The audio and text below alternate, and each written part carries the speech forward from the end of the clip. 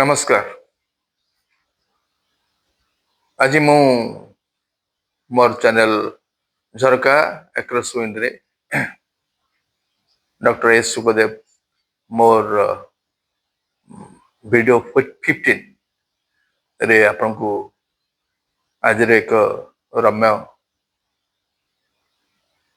कथन ढंग रे आपन भेटी दउची। आज रे एक शब्द आज रे एक विषय वस्तु ता होची आईना उपरे धूली। एटा आपण मानकर उत्कलर जो पक्ष चली उत्कल दिवस जो पक्ष चली से अवसर रे एक भेटी एठी आमे हमर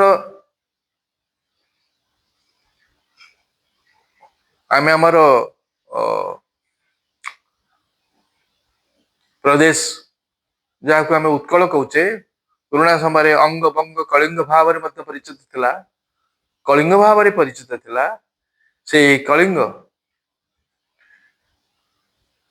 मन पड़े अशोक युद्ध जोटा चंडाशोक धर्माशोक को परिणत करथिला। कलिंग युद्ध दयानिधि उपरे बही जाइथिला। लक्ष लक्ष लोकंकर रक्त प्रवाहित होइथिला। से कलिंग परवर्ती समय कहला उत्कल। ये जो कलिंग बा परवर्ती समय जहाँ उत्कल बोली कहले ये उत्कल आमर विशेष भाव में जगन्नाथ स्वयं जगन्नाथ विराजमान करछथि बोली विश्व रे परिचित। ये हूँ जगन्नाथ धाम ओडिशा एक विश्व प्रसिद्ध स्थान। से जगन्नाथ मूर्ति तीन वर्णर श्वेत हरिद्रा एवं कृष्ण वर्णर तीन मूर्ति से साधारणतः समग्र पृथ्वीर मनीष रंग को दर्शाए। एटी एक विश्वर समन्वय घटी। आम ठाकुर तीन विश्वर मनीष मानकर रंगर प्रतिनिधित्व करती।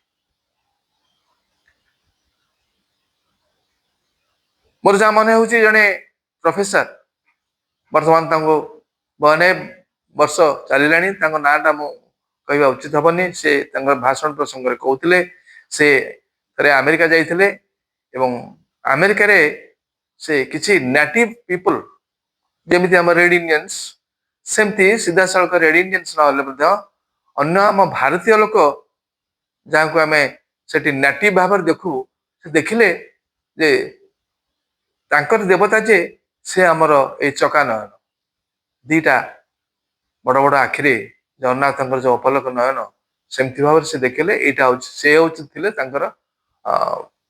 पूज्य देवता। सेठी से बखाणिले जे यही माने दिने शूद्र जो उत्कलीय माने शूद्र नौवाणिज्य करने जाऊले से माने हुए तो चली जाइछंती तांकर अमेरिका पर्यंत जाइछंती। अजाल बा पालटना डंगा लगे से जाऊले तो इंजिन नथिला। तो जगन्नाथ मध्य सेठी अमेरिका रे मध्य विद्यमान तांकर नेटिव प्लेस नेटिव पीपल का पाखरे ई जगन्नाथ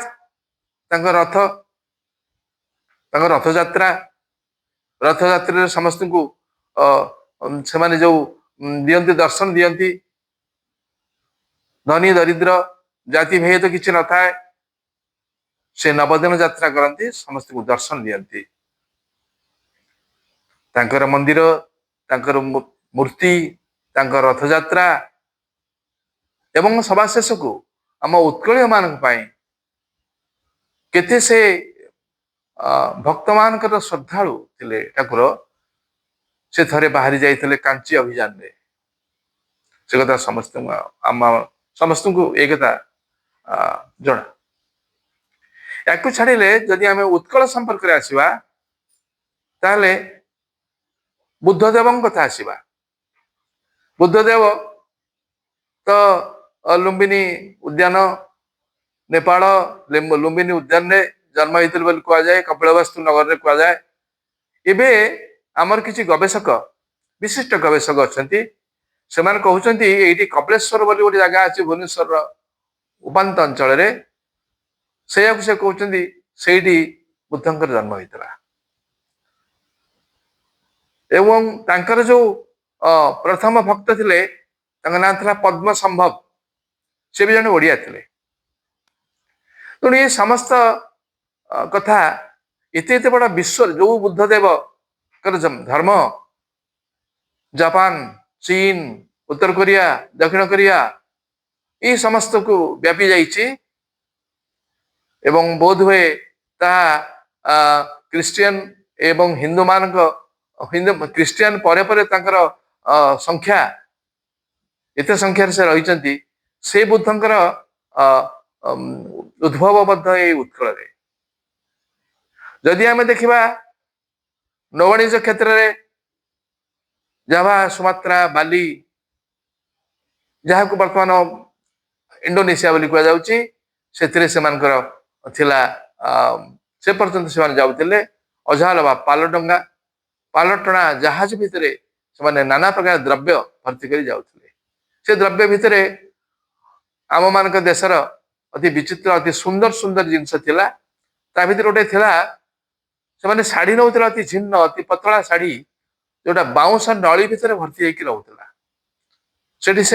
ସେଗୁଡା ପ୍ରତି ସେମାନଙ୍କର ଭାରି ଆଦର ଥିଲା। ଏମିତି ଚମତ୍କାର ଜିନିଷ ଆମଠୁ ନଉଥିଲେ, ଯୋଉଟା ଆମର ଯୋଉ ଟେରାକୋଟା ହ୍ୟାଣ୍ଡିକ୍ରାଫ୍ଟସ, ଇଏ ଅନେକ ଚମତ୍କାର ଜିନିଷ ନେଇକି ସେଠି ସେ ବିକ୍ରି କରୁଥିଲେ ଏବଂ ତା ବିନିମୟରେ ବହୁତ ସୁନା ରୂପାଠୁ ଆରମ୍ଭ କରି ଜିନିଷ ନେଇକି ବାଣିଜ୍ୟ କରୁଥିଲେ। ତାଙ୍କୁ ଆମେ ସାଧବ ପୁଅ କହୁଥିଲୁ ଏବଂ ସେ ସାଧବ ପୁଅଙ୍କ ସମ୍ପର୍କରେ ତ ନାନା କଥା ଆପଣମାନେ ଶୁଣିଥିବେ। ସାଧବ ପୁଅଙ୍କର ବନ୍ଦନା, ସେ ବନ୍ଦାପନା କରିକି ସେମାନେ ଛାଡୁଥିଲେ। ଯୋଉଠି ଆମେ ପାଲୁର ଘାଟ ବୋଲି କହୁଛେ, ଚିଲିକା ପାଖରେ ଗୋଟେ ପାଲୁର ଘାଟ ଅଛି, ସେ ପାଲୁର ଘାଟରୁ ଛାଡୁଥିଲେ। ସେମାନେ ବାଲି ପର୍ଯ୍ୟନ୍ତ ଯାଉଥିଲେ, ବାଲି, ବର୍ଣ୍ଣିଓ, ସୁମାତ୍ରା, ଜାଭା ଏସବୁ ଯାଉଥିଲେ।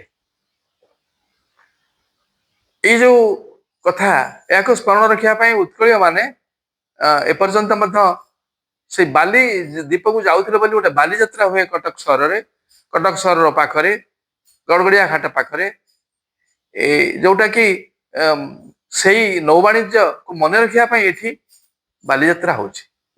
ୟାର ଇତିହାସ ଶହ ଶହ ବର୍ଷ ତଳର ଏବଂ ୟାକୁ ଆହୁରି ପ୍ରସିଦ୍ଧ କରିବା ପାଇଁ ଆମ ଭୁବନେଶ୍ୱରର ନଈ ପାଖରେ ମଧ୍ୟ ପୁଣି ଆଉ ଗୋଟେ ବାଲିଯାତ୍ରା ହେଲାଣି। ପାରାଦୀପ ବନ୍ଦର ପାଖରେ ମଧ୍ୟ ଏକ ବାଲିଯାତ୍ରା ହଉଛି, କିନ୍ତୁ ମୂଳ ବାଲିଯାତ୍ରା କଟକ ଇଏ ସହସ୍ରାଧିକ କାଳରୁ ଘଟୁଛି।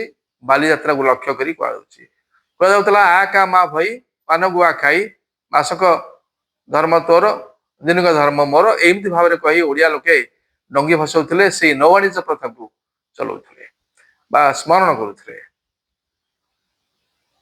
ଏଇ କଥା ନେଇକରି ସେତେବେଳେ ମଧ୍ୟ ଯଦିଓ ଆଜି ବଙ୍ଗୋପସାଗର କୁହାଯାଉଛି, ସେଥିରେ କଳିଙ୍ଗ ସାଗର ଥିଲା। ଏଟାକୁ ଘଟଣାକ୍ରମରେ ଆମେମାନେ ଓଡ଼ିଆ ଲୋକମାନେ ଏହା ଉପରେ ଦୃଷ୍ଟି ଦେଇପାରିଲେନି। କଳିଙ୍ଗ ସାଗରଟା ପରବର୍ତ୍ତୀ ସମୟରେ ବଙ୍ଗୋପସାଗର ହେଇଗଲା।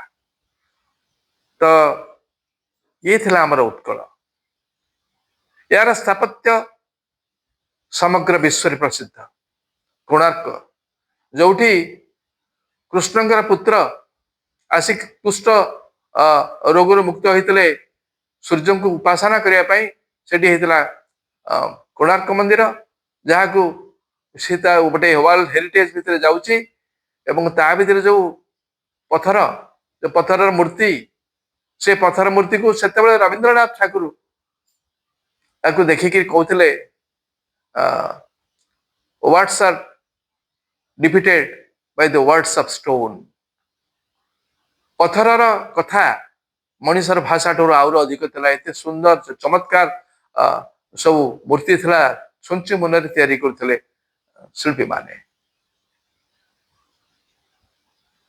ୟାକୁ ଛାଡ଼ିଲା ପରେ ଆମେ ଆସିବା ଆମର ଯୋଉ ଜଣେ ଥିଲେ ମହା ମେଘବାହନ ଐର ଖାରବଳ, ଜଣେ ଏତେ ତାଙ୍କର ଏପଟରେ ଗଙ୍ଗାରୁ ଗୋଦାବରୀ ପର୍ଯ୍ୟନ୍ତ ତାଙ୍କର ଦିଗନ୍ତ ବିସ୍ତାର ସାମ୍ରାଜ୍ୟ ଥିଲା ଏବଂ ସେ ଜୈନଙ୍କର ସେ ଥିଲେ ପୂଜକ, ଯୋଉଟା ଆଜି ଆମେ ଭୁବନେଶ୍ୱର ଖଣ୍ଡଗିରି ଏବଂ ଉଦୟଗିରିରେ ତାଙ୍କର ଯୋଉ ଗୁମ୍ଫା ଦେଖିବା ପାଇଁ ମିଳେ, କୁମାରୀ ଗୁମ୍ଫା ବୋଲି କୁହାଯାଏ, ତାଙ୍କୁ କୁମାର ଏବଂ କୁମାରୀ ଗୁମ୍ଫା କୁହାଯାଏ। ସେଥିରେ ତାଙ୍କର ଅଛି, ଲେଖା ଅଛି, ଲିପିରେ ଲେଖା ଅଛି ତାଙ୍କର ଇତିହାସର, ତାଙ୍କ ରାଜତ୍ୱର କଥା। କେତେ ଉଦାର ସେ ଥିଲେ, ଅନେକ ଉଦାରତା ସେ ଥିଲେ, ସେ ଅହିଂସାର ଜଣେ ପ୍ରବର୍ତ୍ତକ ଥିଲେ। ବୋଧ ହୁଏ ସମଗ୍ର ପୃଥିବୀର ଜଣେ ଅହିଂସକ ରାଜ ପୁରୁଷ ଭାବରେ ସେ ଏବେ ସୁଦ୍ଧା ବିଦିତ। ଏଇ ଉତ୍କଳକୁ ଆସିଛନ୍ତି ଚୈତନ୍ୟ, ଆସିଛନ୍ତି ନାନକ, ଆସିଛନ୍ତି ରାମକୃଷ୍ଣ, ଆସିଛନ୍ତି ତାଙ୍କର ମାତା ଶାରଦା ଦେବୀ, ବିବେକାନନ୍ଦ, ଏପରି ଖ୍ରୀଷ୍ଟ ମଧ୍ୟ ଆସିଥିବାର ମଧ୍ୟ ଲୋକେ କୁହନ୍ତି। ଏ ସବୁ ପୁରୀକୁ ଆସି ସ୍ପର୍ଶ କରିଛନ୍ତି। ପୁରୀ ଏତେ ମହାନ, ପୃଥିବୀ ବିଶ୍ୱ ପାଇଁ ଏତେ ମହାନ। ତେଣୁ ଏଇଭଳି ଏକ ଉତ୍କଳର ପ୍ରତିବର୍ଷ 1936 ମସିହା ଏପ୍ରିଲ 1 ଦିନ ଆମେ 1936 ମସିହା ଅର୍ଥାତ୍ 1947 ମସିହାର 11 ବର୍ଷ ପୂର୍ବରୁ ଆମ ଦେଶକୁ, ଆମ ପ୍ରଦେଶକୁ ଭାଷାଭାଷୀ ଭାବରେ, ଓଡ଼ିଆ ଭାଷାଭାଷୀ ଭାବରେ ଏକାଠି କରାଯାଇଥିଲା। ଏବଂ ମହାରାଣୀ ଭିକ୍ଟୋରିଆଙ୍କ ପାଖରେ ଇଂଲଣ୍ଡର ସେତେବେଳର ସଂସଦ ଭିତରେ ମହାରାଣୀ ଭିକ୍ଟୋରିଆଙ୍କ ଦ୍ୱାରା ଏ ସ୍ୱୀକୃତି ଦିଆଯାଇଥିଲା। ଏହାର ଡ୍ରାଫ୍ଟ କରିଥିଲେ ସେତେବେଳେ ଆମର ବିଶିଷ୍ଟ କବି ରାଧାନାଥ ରାୟ। କେତେ ବିଶ୍ୱ ପ୍ରସିଦ୍ଧ ଏ ଉତ୍କଳ। କିନ୍ତୁ ମୁଁ କହୁଛି, ଆମେ ଓଡ଼ିଆ ପୁଅମାନେ ସେଇ କଥାକୁ ଆଉ ଚିନ୍ତା କରୁନୁ।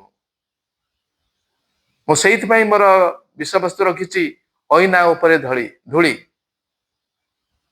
ଅଇନା ମାନେ ମୁଁ ଏକ ମେଟାଫରିକ ୱେରେ କହିଛି, ଏକ ଆଳଙ୍କରିକ ଭାଷାରେ କହିଛି। ଯେତେବେଳେ ଜଣେ ଲୋକ କହେ ତ ଆଇନାକୁ ଦେଖ, ତୁ କି ଅବସ୍ଥା, ଅର୍ଥାତ୍ ତୋ ଆତ୍ମା କେମିତି କଥା କହୁଛି ତାକୁ ଦେଖ, ସେ ଆଇନାକୁ ଦେଖିଲେ ତୁ ଜାଣିପାରିବୁ।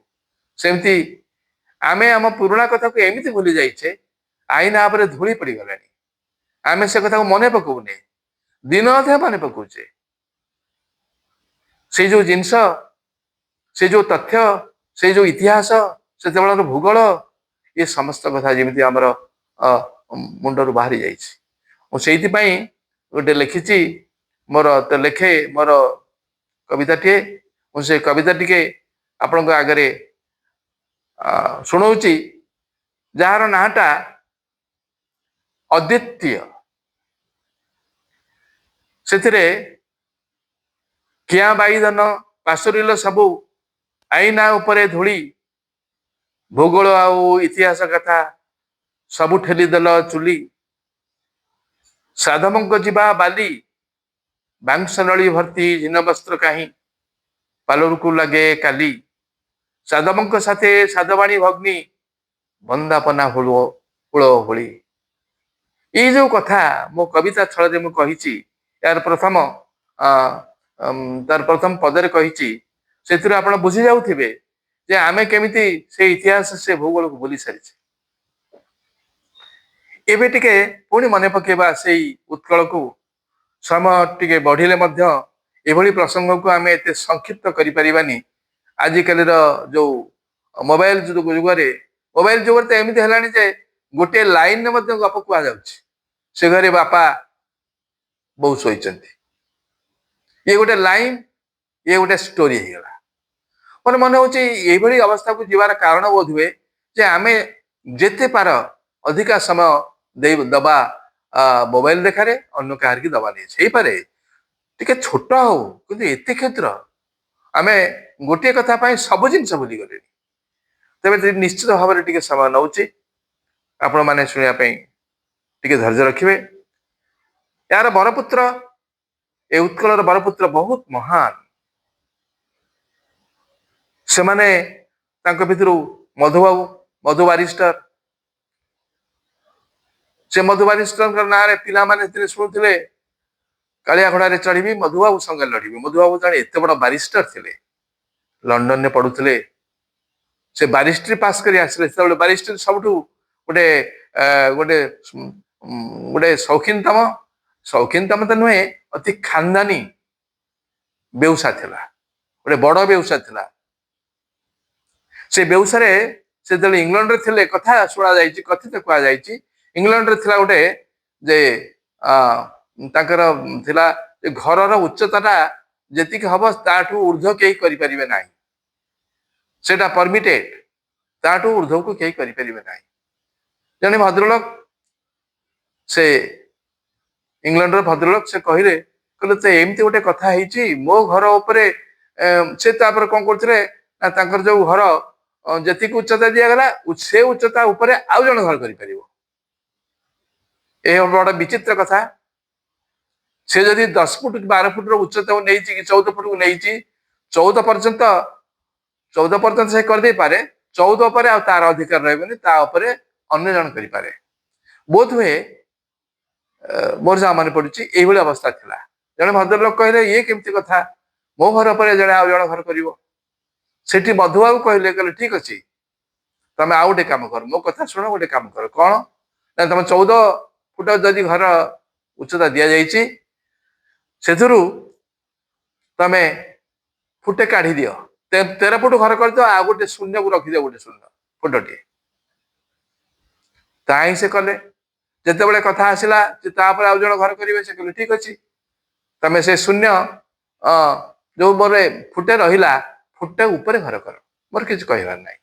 ଏପରି ଭାବରେ ଓଡିଆ ପୁଅ ମଧୁ ବାରିଷ୍ଟର ଯେନେ ଇଂଲଣ୍ଡରେ ଲୋକଙ୍କୁ ଓ ସରକାରଙ୍କୁ ପାଣି ତାଙ୍କ ନିଶ୍ୱାସରେ ନିଶ୍ୱାସ ତ କହିବିନି, ତାଙ୍କୁ ଏତେ ବୋକା ବନେଇଲା ଭଳି ମଧ୍ୟ ସେ ବୁଦ୍ଧି ଦାନ କରିଥିଲେ।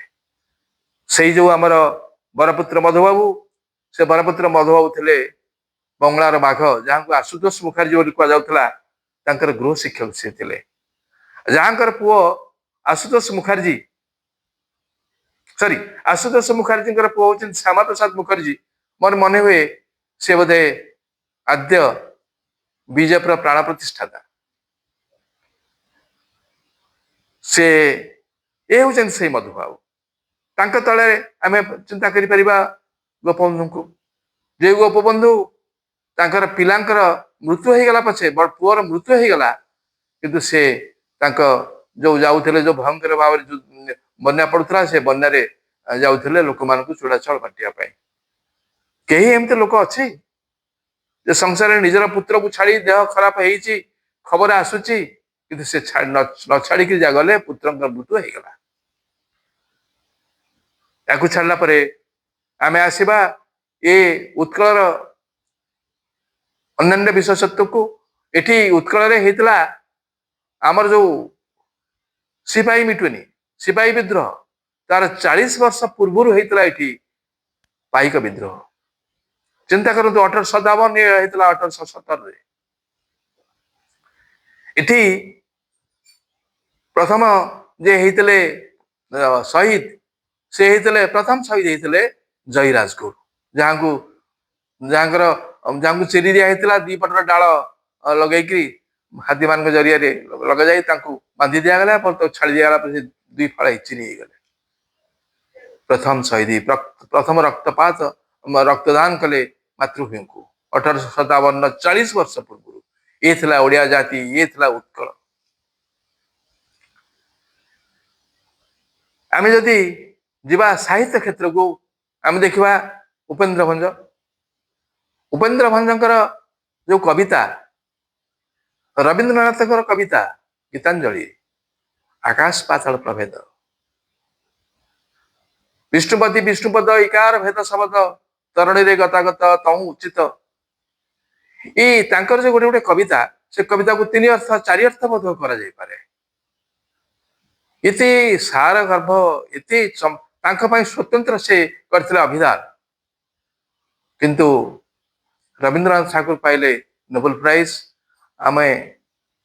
ଆମ ଭାଗ୍ୟହୀନ ଉପେନ୍ଦ୍ର ଭଞ୍ଜ ଏତେ ଗୁଣର ଅଧିକାରୀ ହେଇକି ମଧ୍ୟ ଆମ ପ୍ରଚାର ପ୍ରସାର ଅଭାବରୁ ଏହା ସମ୍ଭବ ହେଇପାରିଲାନି। ଆମେ ମଧ୍ୟ ଜୟଦେବଙ୍କର କଥା ଆସିବା ତାଙ୍କର ଗୀତ ଗୋବିନ୍ଦ। ତାଙ୍କର ଗୀତ ଗୋବିନ୍ଦ ଶୁଣିକିରି ପ୍ରଭୁ ଜଗନ୍ନାଥ ବାଇଗଣ କିଆରରେ ମଧ୍ୟ ଆସିକିରି ତାଙ୍କର ଯୋଉ ରହିଥାଏ ଯୋଉ ପାଟ ବସ୍ତ୍ର ପିନ୍ଧିଥାନ୍ତି ସେ ମଧ୍ୟ ବାଇଗଣ କିଆରରେ ଛିଡି ଯାଇଛି। ପରବର୍ତ୍ତୀ ସମୟରେ ଏ କଥା ଉପରେ ଯେ ବାଇଗଣ କିଆରୀ ଯୋଉ ବୁଢୀ ଗୀତ ଗୋବିନ୍ଦ ପଢିକି ବୁଲୁଥିଲା ତାକୁ ଧରା ଯାଇଛି ଏବଂ ତାକୁ ସ୍ୱପ୍ନାଦେଶ କରି କୁହାଯାଇଛି ମୁଁ ତା ପଛେ ପଛେ ବୁଲୁଥିଲି ଯେହେତୁ ସେ ଗୀତ ଗୋବିନ୍ଦ ପଢୁଥିଲା। ଏ ଥିଲା ଜୟଦେବଙ୍କ କଥା। ୟାକୁ ଛାଡ଼ିଲା ପରେ ଆମେ ଓଡିଆ କବି ସର୍ବେଶଂ ନୋ ଭାରତ ମାତା ସର୍ବେଶଂ ନୋ ଭାରତ ଏଇ ଗୀତ ସେ ଥରେ ଗୀତ ଶୁଣିକିରି ପଣ୍ଡିତ ଜବାହରଲାଲ ନେହେରୁ ପ୍ରଥମ ପ୍ରଧାନମନ୍ତ୍ରୀ ଶୁଣିକି କହିଲେ ଆରେ ଏତେ ଚମତ୍କାର ଗୀତ ଥିଲା, ଇଏ ତ ମଧ୍ୟ ଜାତୀୟ ସଙ୍ଗୀତ ଭିତରେ ବି ଯାଇଥାନ୍ତା। କାହିଁକିନା ଆମ ଜାତୀୟ ସଙ୍ଗୀତ ଜନଗଣ ମନ ଅଧି ଇଏ ସତ କଥା କହିବା ପାଇଁ ଗଲେ ଆମେରିକାକୁ ଭିକ୍ଟୋରିଆ ଆସିଲା ବେଳେ ତାଙ୍କର ପ୍ରଶଂସା କରିବା ପାଇଁ ଏ କଥା ଲେଖା ଯାଇଥିଲା।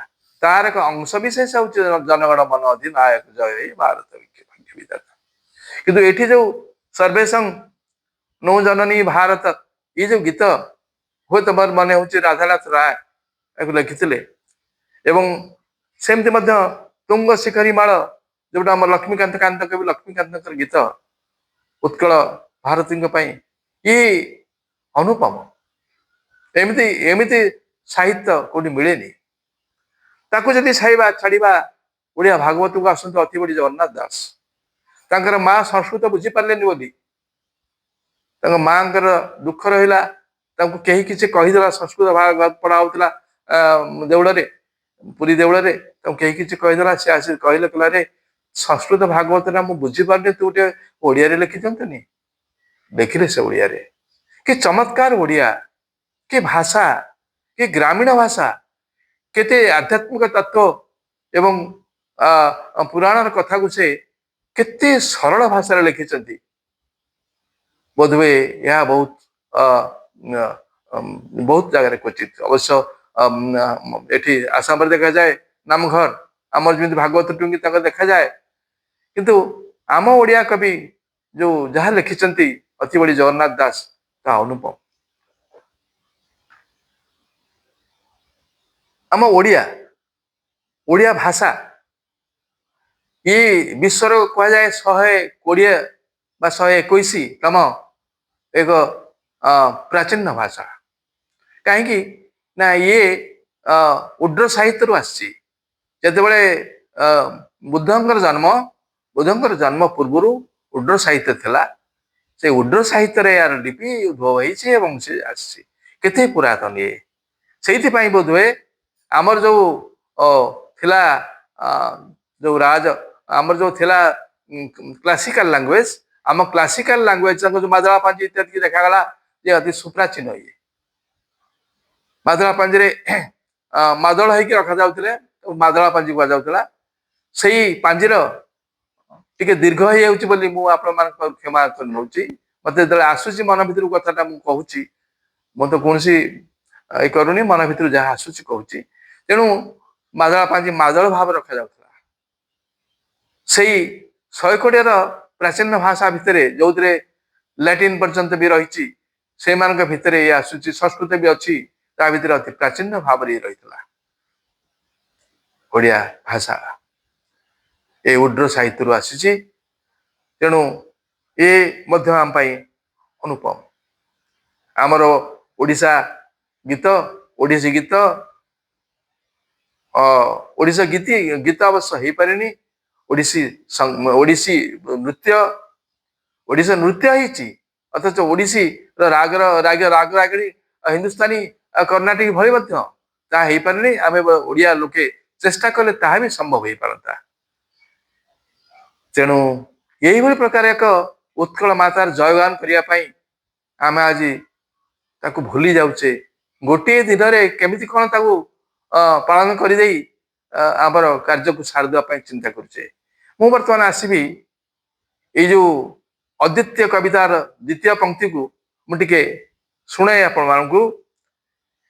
ଏ ବ୍ୟଥିତ ହୃଦୟ ଫୁତ୍କାରେ ଝଡ଼, ଆଖିରେ ଯମୁନା ଲୁହ, ପହିଲା ଏପ୍ରିଲ ଏକି ଆମ ଖେଳ, ବରପୁତ୍ର ଅପାଙ୍ତେୟ ତାଙ୍କ ମୂର୍ତ୍ତିକ୍ଷୟ ପ୍ରାୟ, ଜନନୀ ଜନନୀ ମିଛଇ ରୋଦନ, ଖାଲି ଧୋବ ଧୋବ ଖାଲି ଧୋବ ଧୋବଲାଙ୍କ ଜୟ, ହେ ବିଶ୍ୱ ନାବିକ କଳିଙ୍ଗ ସାହସିକା, ତୁମ ହୀନମାନ୍ୟ ଫିଙ୍ଗ ତୁମ ହୀନିମାନ୍ୟ ଫିଙ୍ଗି ଚାଲ। ଅର୍ଥାତ୍ ଆଗକୁ ଯୋଉ ଇନଫେରିୟର କମ୍ପ୍ଲେକ୍ସିଟି ଅଛି, ଆମେ ଅନ୍ୟମାନଙ୍କ ସହିତ ତୁଳନୀୟ ନୁହଁ, ଆମେ ହିନ୍ଦୀ ସହିତ ତୁଳନୀୟ ନୁହଁ, ଆମର ଭାଷା ଛୋଟ, ଆମେ ବିଶେଷ ଆମକୁ କେହି ଗ୍ରହଣ କରି ନ ପାରନ୍ତି, କିନ୍ତୁ ଛାଡ଼ ଏଟାକୁ।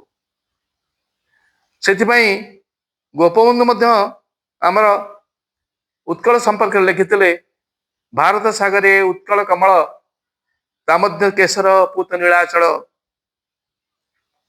ଏଥିରେ ସେ ଗୋପବନ୍ଧୁ କହିଛନ୍ତି ଉତ୍କଳ କେଡ଼େ ମହାନ, ତେଣୁ ଆମେ ସେଇ ଉତ୍କଳ ମା ତାର ଜୟଗାନ କରିବା।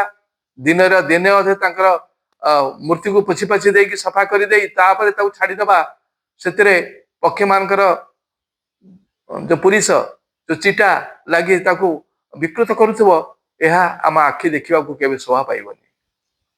ତେବେ ମୁଁ ସଭା ଶେଷରେ ଆସୁଛି, 2 ଲାଇନର କଥା ଇଂରାଜୀରେ ମୁଁ ତାହା କରିଥାଏ, ସେଣ୍ଟ୍ରାଲ ଆଇଡିଆକୁ ନେଇକିରି। ବିୟଣ୍ଡ କମ୍ପାରିଜନ ସେ କବିତାର ନାଁ, ମାତ୍ର 2 ଲାଇନ ବିଶିଷ୍ଟ। She is Holi, the holiest, rarest, rare of the rarest. She is Holi, the holiest, rare of the rarest.